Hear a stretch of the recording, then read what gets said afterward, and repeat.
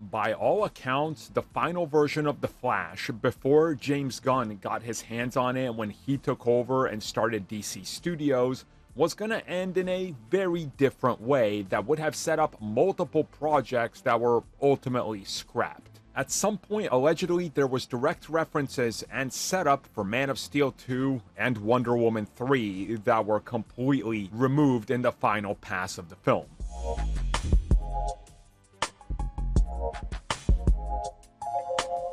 So according to some more recent reports in regards to some of the feedback from early test screenings that happened at this point, like a year and a half ago, and almost 2 years ago at some points, the different versions of The Flash that they went through were radically different. At one point, we know Henry Cavill returned to do extensive cameos, references in other films, and of course, they were setting him versus Black Adam up.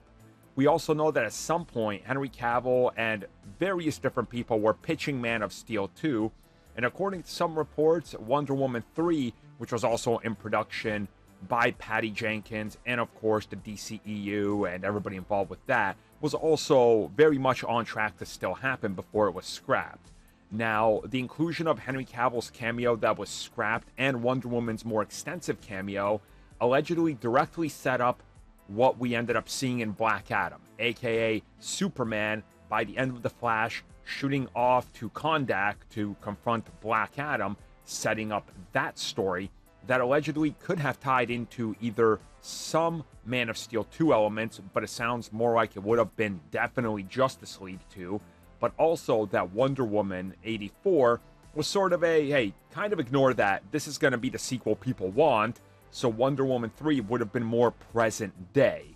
But whatever the story was there allegedly felt a lot more standalone, which is why it was ultimately cut. And we've heard some sort of variation of this a bunch of times, and it just seems like it keeps on returning, which I think lends it more, I guess, evidence that some elements of it are real and that this is what they were doing and planning. And it would have been interesting to see just how things could have played out, but ultimately, I think